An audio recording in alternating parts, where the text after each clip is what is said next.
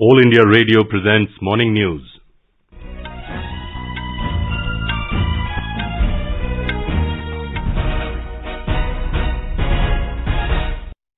Good morning. I am V. Ravi Kumar and with me is Subhadra Ramachandran. The headlines. Prime Minister Narendra Modi to share his thoughts in Mann Ki Baat program at 11 this morning. Prime Minister praises efforts of domestic vaccine manufacturers in achieving 100 crore vaccinations.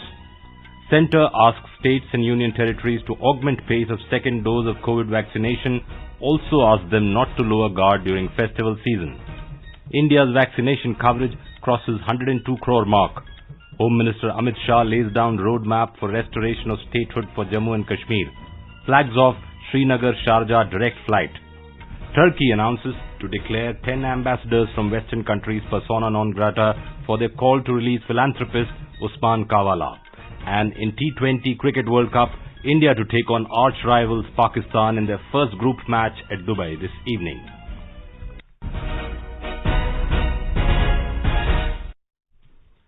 As India created history by administering 100 crore doses of vaccine against COVID-19, All India Radio salutes all the doctors, nurses, other frontline workers and all those who got vaccinated and made this possible. Even though the country has achieved this feat, we caution our listeners that the battle against COVID is not yet over. We appeal to our listeners to get fully vaccinated at the earliest and also help others get vaccinated. During the festival season, please follow these 3 simple steps. Wear a face mask, maintain 2 gaz ki duri for social distancing, focus on hand and face hygiene. For any COVID-related information and guidance, contact National Helpline numbers 011-2397-8046 and 1075. And now the news in detail. Prime Minister Narendra Modi will share his thoughts with the people in the country and abroad in his Mann Ki Baat program on All India Radio at 11 a.m. today. It will be the 82nd episode of the monthly radio program. The program will be broadcast on the entire network of AIR and Doordarshan, AIR News website and News on AIR mobile app. It will also be streamed live on the YouTube channels of All India Radio News, DD News, PMO and Information and Broadcasting Ministry. AIR will broadcast the program in regional languages immediately after the Hindi broadcast. The regional language versions will also be repeated at 8 p.m. Prime Minister Narendra Modi interacted with the domestic vaccine manufacturers at his residence in New Delhi yesterday. He said that the entire world is looking up to India in the backdrop of the success of the vaccination drive, adding that India needs to institutionalize the best practices learnt during the last 1.5 years, as it is an opportunity to modify practices in tune with global standards. Mr. Modi said that vaccine manufacturers should continuously work together to be ready to face future challenges. Mr. Modi praised the efforts of the vaccine manufacturers, which has resulted in the country crossing the milestone of 100 crore vaccinations. The major COVID-19 vaccine manufacturers hailed Prime Minister Modi's leadership as a key factor in India being able to administer 100 crore vaccine doses in just about 9 months. They also praised the never-before-seen collaboration between government and industry and applauded the regulatory reforms, simplified procedures, timely approvals and forthcoming and supportive nature of the government throughout this endeavour. Union Health Minister Mansukh Mandaviya was also present during the interaction. Speaking after the meeting, Chairperson and Managing Director of Serum Institute of India, Cyrus Poonawalla, praised the Prime Minister for taking timely decisions. Today, India would not have been able to make 1 billion doses. There is no doubt in my mind about that. When he came in November in Pune, I assured him, and he was very happy that our assurance has been fulfilled, that we will make India self-sufficient like in all other vaccines, in the COVID vaccine at the lowest possible price in the world. So that is the main achievement of the vaccine industry, especially Serum Institute, only because the Prime Minister went out of his way and made all the regulatory people move very fast. They also cooperated, and that's why India is today where it is in covering up such a huge population, which it would otherwise not been able to do. Bharat Biotech Chairman and Managing Director Dr. Krishna Ella said Prime Minister Modi's leadership and determination helped India in achieving the feat. We are really proud of the country. 100 crores reaching is not an easy. Prime Minister was determined to make it. All the negativity in the beginning, he converted into an opportunity and he made it to happen. And I think that's the greatest thing a leader can do for any country. Honorable Prime Minister, Vaccine Liya, a proof for Indian innovation, Indian startup, culture to help. बाद में ये success story for Atmanirbhar program of this country. And these are role model for everybody in the country. Centre has asked states and union territories not to let their guards down against COVID-19 in view of the current festive season.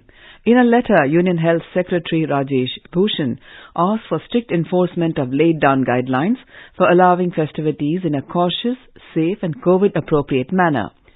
No mass gathering should be allowed in areas identified as containment zones and in districts reporting more than 5% COVID-19 test confirmation rates. He said necessary directions should be issued adequately in advance by the concerned state governments for practicing caution during the festivities. Gatherings that are allowed with advance permission and a limited number of people should be closely monitored, and in case of violations of COVID-appropriate behavior, necessary enforcement and penal action should be taken. The Health Secretary said states and UTs need to continue diligent focus on 5 pillars of COVID-19 management: track, treat, vaccinate and COVID-appropriate behavior. The Union Health Secretary also reviewed the progress of COVID-19 vaccination with health secretaries and mission directors of National Health Mission of states and union territories through video conference yesterday. This came in the backdrop of the country achieving the milestone of administering 100 crore doses on 21st of October. Mr. Bhushan asked the states and UTs to improve the momentum of vaccination and accelerate the coverage as the country moves forward to vaccinate all the eligible population by the end of the year.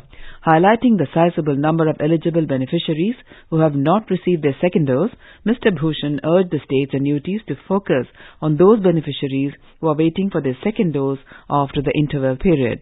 In addition, states and UTs were also advised to identify and prioritize districts having low coverage for focused action. India's COVID-19 vaccination coverage has crossed 102 crore mark. Out of the total vaccination, more than 71 crore 53 lakh doses have been given as first dose, while around 30 crore 49 lakh doses have been administered as second dose. Health Ministry said more than 70 lakh 71,000 vaccine doses were administered yesterday.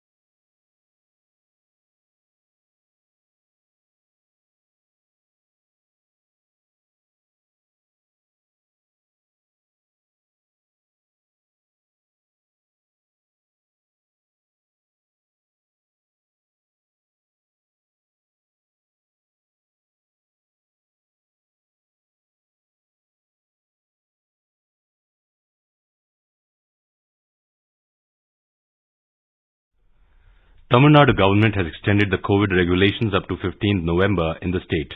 Due to the current festival season, all shops will be allowed to be open till 11 p.m. More from our correspondent. Schools for students from 1st to 8th standard will be allowed from 1st November. Classes will be conducted according to the physical distancing and standard operating procedures of COVID-19. Theatres will be opened with 100% seating capacity. Transport for states other than Kerala have been allowed. Movie shooting is allowed with COVID-19 protocols. Ban on political functions and cultural festivals continue. Training activities for both contact and non-contact sports, swimming for therapeutic purposes have been permitted. Joy, AIR News, Chennai. You are listening to the Morning News on All India Radio. A reminder of the headlines before we move on. Prime Minister Narendra Modi to share his thoughts in Mann Ki Baat program at 11 this morning. Prime Minister praises the efforts of domestic vaccine manufacturers in achieving 100 crore vaccinations. Centre asked states and union territories to augment pace of second doses of COVID vaccination. Also asked them not to lower guard during festive season. India's vaccination coverage crosses 102 crore mark. Home Minister Amit Shah lays down roadmap of restoration of statehood for Jammu and Kashmir, flags off Srinagar-Sharjah direct flight. Turkey announces to declare 10 ambassadors from Western countries persona non grata for their call to release philanthropist Osman Kavala. And in T20 Cricket World Cup, India to take on arch rivals Pakistan in their first group match at Dubai this evening. For quick news updates around the clock, follow us on our Twitter handle at AIR News Alerts.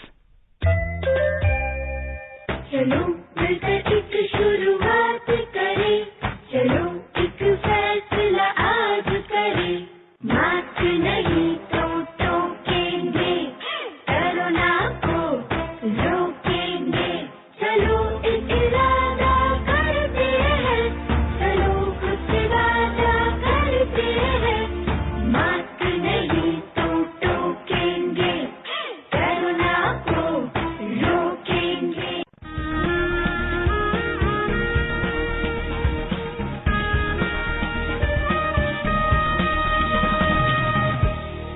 आजादी के आंदोलन के खजाने में ऐसे ढेरों शब्द जिन्होंने बदल दिए इतिहास। तारीख बदलने वाले लफ्जों पर आकाशवाणी समाचार ला रहा है विशेष कार्यक्रम धरोहर हर सोमवार।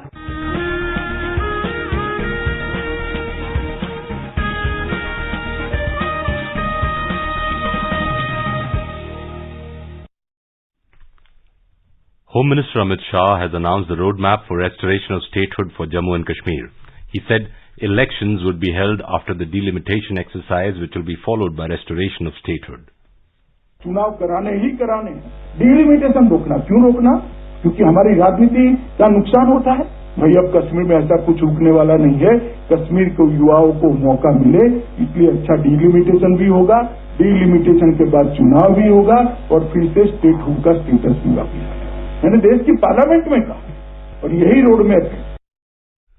Mr. Shah said that the abrogation of Article 370 in 2019 brought an end to terrorism, nepotism and corruption, and people are now getting direct benefit from government schemes. Mr. Shah arrived in Srinagar yesterday on a 3-day visit to Jammu and Kashmir. He visited the house of the martyr of Jammu and Kashmir Police, Inspector Parvez Ahmed, who was killed by terrorists, and met his wife Fatima Akhtar. Mr. Shah offered a government job to Parvez's wife. After meeting Parvez's kin, Home Minister chaired a high-level security review meeting in Srinagar. Reaching out to the youths in the Kashmir Valley, Home Minister urged them to stand up to disruptive elements and become ambassadors of peace. He also told them to contribute to the development of the Union Territory, saying it is their responsibility. In an interaction with members of the Jammu and Kashmir Youth Club in Srinagar, the Home Minister said stern action will be taken against those who disrupt peace. Mr. Shah also flagged off the inaugural Srinagar-Sharjah flight, reviving after 11 years the direct air link between the valley and the UAE.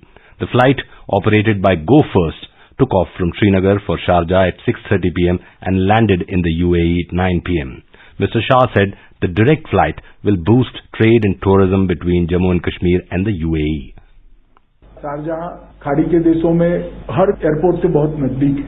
खाड़ी के देशों में बहुत सारे श्रीनगर के लोग भी बसते हैं, जम्मू के लोग भी बसते हैं और खाड़ी के देशों से कई टूरिस्ट भी जम्मू कश्मीर आना चाहते हैं। डायरेक्ट फ्लाइट शारजाह की शुरू होने के साथ ये सुविधा से भी जम्मू और कश्मीर के टूरिज्म को बहुत बड़ा फायदा मिलने वाला है और एक महीनों में श्रीनगर एयरपोर्ट इंटरनेशनल एयरपोर्ट में प्रैक्टिकली कन्वर्ट होने जा रहा है। On the second day of his J&K visit today, Home Minister will inaugurate 2 phases of a multidisciplinary research center and lay the foundation of the 3rd phase of the center at the Indian Institute of Technology, IIT Jammu. Mr. Shah will also address a public rally at the ground adjoining the 4th bridge over Tavi River in Bhagwati Nagar. An offshore sailing regatta organized by the Indian Navy as part of Azadi Ka Amrit Mahotsav was flagged off from Kochi to Goa this morning. The flag officer commanding-in-chief of the Southern Naval Command, Vice Admiral A.K. Chavla, flagged off the vessels from the naval jetty in Kochi. 6 naval sailing vessels, 4 40-footers and 2 56-footers are participating in the event. The expedition is expected to be completed within 5 days, covering a distance of 360 nautical miles. The event is aimed at fostering the spirit of adventure and ocean sailing for the participating crew. One of the 56-footer vessels, Mahadei, has done solo circumnavigation of the globe with Captain Dilip Donde in 2010 and Commander Abhilash Tomi in 2013. The other 56-footer, Tarini, also completed a similar feat in 2017 with an all-woman crew. As our nation celebrates its 75th year of independence, a series of events are being organized by the government as part of Azadi Ka Amrit Mahotsav. To commemorate the occasion as a Jan Utsav, All India Radio News brings its listeners a special quiz on India's freedom movement and its glorious history. The quiz is being conducted every Monday and Tuesday in morning news since 16th of August, will continue to 15th of August 2022. Now let's listen to our special program, Azadi Ka Safar, highlighting the importance of the day during the freedom struggle. आजादी का Amrit Mahotsav.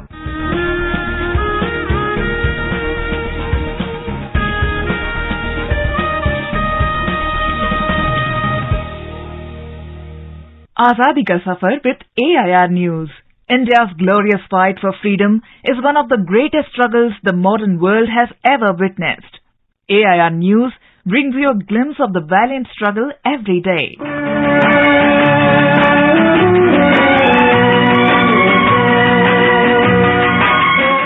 October the 24th is the birth anniversary of Jaidev Kapoor. Jaidev Kapoor was born in 1908 in Hardoi, Uttar Pradesh. While studying in DAV College in Kanpur, he, along with Shiv Varma, joined the Hindustan Republican Association. In 1925, Jaidev was entrusted with the task of developing a revolutionary network in Banaras. Accordingly, he enrolled for the BSc course in the Banaras Hindu University. Bhagat Singh stayed in the Limdi hostel with him for several days. Jaidev received training in manufacturing bombs in Agra. He played an important role in the assembly bombing as a protest against the Trade Dispute Bill and the Public Safety Bill. He was arrested and sent to the cellular jail in Andaman and Nicobar Islands, popularly known as Kala Pani.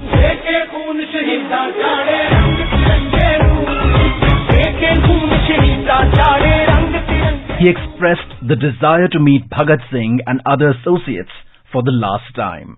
Bhagat Singh handed over his brand new shoes to Jaidev, saying that the police would take them anyway. At least, Jaidev could use them. Jaidev preserved them as a souvenir. Jaidev was in Andaman Cellular Jail for 16 years and was released just a couple of years before India attained independence.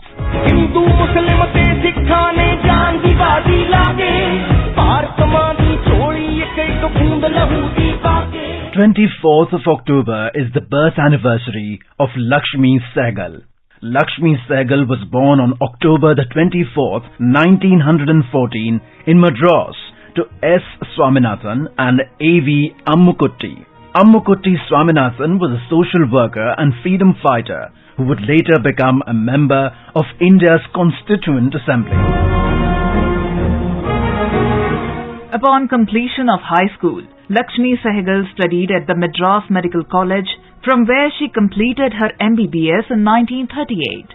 The intervening years saw Lakshmi Sehgal and her family drawn into the ongoing freedom struggle. As a young doctor of 26, Lakshmi Sehgal left for Singapore in 1940. She had heard that Subhash Chandra Bose was keen on drafting women into the Indian National Army. She requested a meeting with Bose when he arrived in Singapore. After the meeting, which went for hours, she was given the mandate to set up a women's regiment, which was to be called the Rani of Jhansi Regiment. Netaji इतना अच्छी तरह समझाया और उन लोगों को बता दिया कि आप लोग सिर्फ देश का आजादी के लिए नहीं है, महिला मुक्ति के लिए भी आप लोग लड़ेंगे।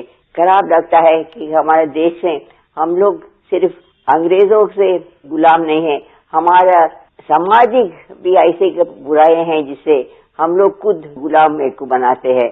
Dr. Lakshmi Swaminathan became Captain Lakshmi. The INA's march to Burma began in December 1944. In March 1944, the Japanese forces began its offensive into India's eastern frontier. The INA Special Services Group, redesignated as the Bahadur Group, worked with the advanced Japanese units and pathfinders in the opening stages of the Japanese offensive in the upper Burma region and into Manipur. These were tasked to infiltrate through British lines and approach units identified as consisting of significant Indian troops and encourage them to defect.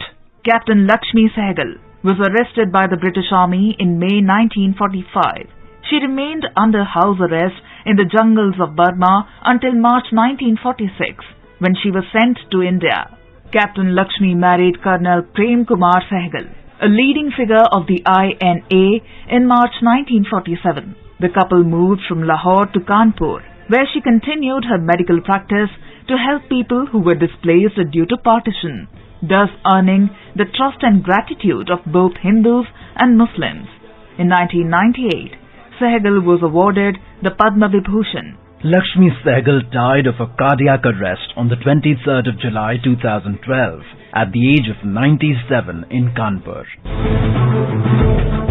October 24th is also the death anniversary of Rafi Ahmad Kidwai. Rafi Ahmad Kidwai was born on the 18th of February 1894 in Barabanki district in Uttar Pradesh. Kidwai was particularly active during the Khilafat movement during the 1920s, by which time he was a well-known member of the Indian National Congress. He was imprisoned for his part in the non-cooperation movement and was released in 1922. Rafi Ahmad Kidwai was elected to the Constituent Assembly from the United Provinces, and after independence, he was appointed as the first Minister of Communication. He inaugurated the first night airmail service. Subsequently, he held the post of the Agriculture Minister. Kidwai died on the 24th of October in the year 1954. That brings us to the end of this episode of Azadi Ka Safar AIR News ke Sang. See you in the next episode tomorrow.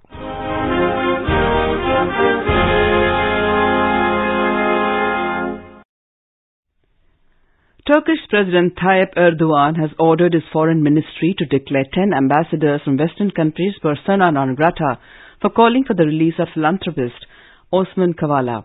Persona non grata can remove diplomatic status and often results in expulsion or withdrawal of recognition of envoys. Osman Kavala has been in jail for more than 4 years over protests and a coup attempt, although he has not been convicted. The ambassadors of Canada, Denmark, France, Germany, the Netherlands, Norway, Sweden, Finland, New Zealand and the United States in a joint statement call for a just and speedy resolution to Kavala's case and for his urgent release.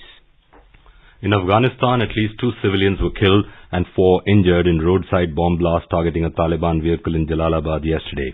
According to Taliban and health officials, 2 roadside bombs were detonated and 1 child was among the dead.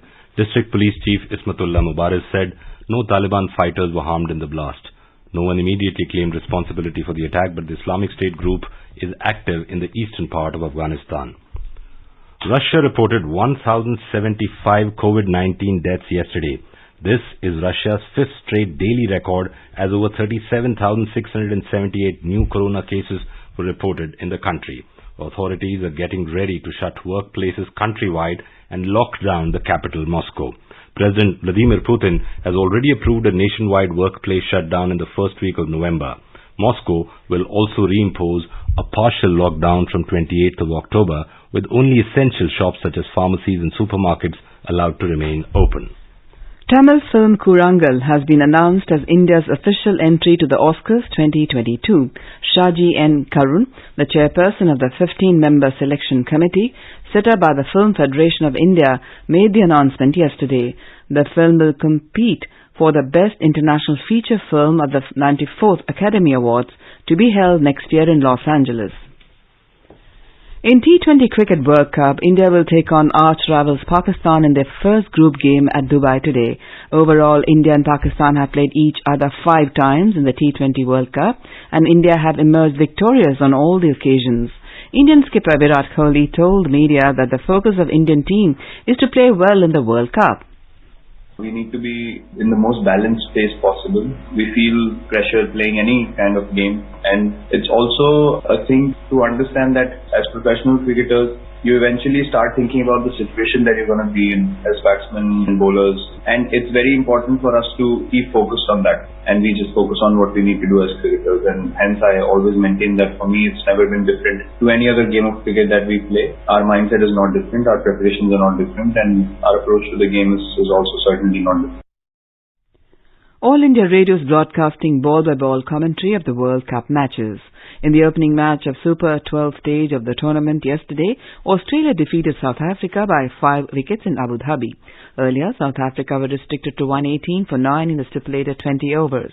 Australia chased down the target of 119 runs in 19.4 overs. In the second match, England crushed defending champions West Indies by 6 wickets in Dubai.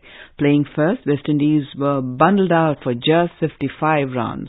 For England, Adil Rashid picked up 4 wickets and Moeen Ali took 2. In reply, England achieved the paltry target of 56 runs in just 8.2 overs, losing only 4 wickets. Supreme Court Judge Justice Uday Umesh Lalit and Chief Justice of Telangana High Court Justice Satish Chandra Sharma and few other judges of the State High Court will participate in a Pan-India legal awareness and outreach campaign to be held in Sangareddy today. The program is being conducted as part of Azadi Ka Amrit Mahotsav by National Legal Services Authority at Sangareddy town. Member Secretary Telangana State Legal Services Authority Y. Renuka informed that they will organize a mega legal services camp as part of the program. She informed that the applications from the citizens on centre and state government welfare schemes will be received and will ensure that the applicants will get the benefits by forwarding the applications to respective departments if they were found eligible for the benefit.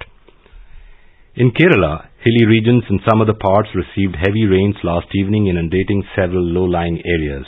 Rains were reported in the eastern regions of Pathanamthitta, Kottayam, Idukki, Thrissur, Kozhikode and other places.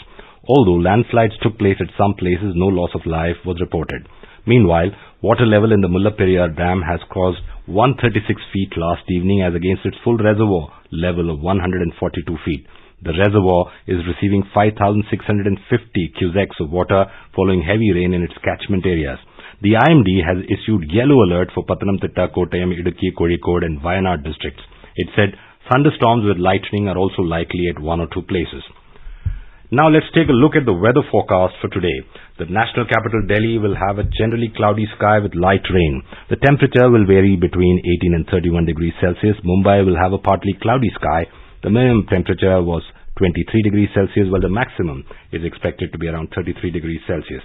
Chennai is expected to have thunderstorm with rain. The temperature will vary between 26 and 34 degrees Celsius. Kolkata will have a mainly clear sky. The city observed a minimum temperature of 23 degrees Celsius and a maximum of around 32 degrees. Bengaluru will have partly cloudy sky with one or two spells of rain or thunder showers. Temperature will hover between 20 and 30 degrees Celsius. Hyderabad will have a partly cloudy sky with haze. Temperature will hover between 20 and 32 degrees Celsius. Guwahati will have a partly cloudy sky. The minimum temperature will be 20 degrees Celsius while the maximum will be 32 degrees Celsius.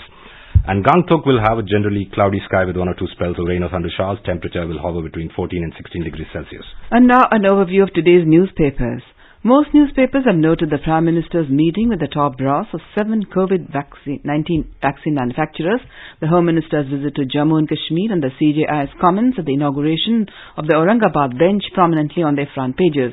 Modi meets 7 vaccine makers on way ahead, writes Hindustan Times. The Financial Express quotes the PM as saying, entire world looking up to India after our success. The Hindu quotes the Home Minister as saying, curfew, internet curbs, a bitter pill to save Kashmiri lives. Shah tries to touch a chord with Valley, writes a Pioneer. Well-supported judiciary, good for growth, CJI reports Hindustan Times. The Statesman says CJI pushes for complete financial autonomy of judiciary. United Nations celebrates climate action in India, writes the Statesman. And finally, the Pioneer reports Singapore lifts COVID ban on Indian flyers and Delhi's first city to hit 2 crore doses announces the Times of India. And now, before we end the bulletin, the headlines once again. Prime Minister Narendra Modi to share his thoughts in Mann Ki Baat program at 11 this morning. Prime Minister praises efforts of domestic vaccine manufacturers in achieving 100 crore vaccinations. Centre asks states and union territories to augment pace of second dose of COVID vaccination. Also asked them not to lower guard during festival season. India's vaccination coverage crosses 102 crore mark. Home Minister Amit Shah lays down roadmap for restoration of statehood for Jammu and Kashmir, flags off Srinagar-Sharjah direct flight. Turkey announces to declare 10 ambassadors from Western countries persona non grata for their call to release philanthropist Usman Kavala. And in T20 Cricket World Cup, India to take on arch rivals Pakistan in their first group match at Dubai this evening. For details of these stories and more, log on to our website www.newsonair.gov.in. And with that, we end the morning news. Have a nice day.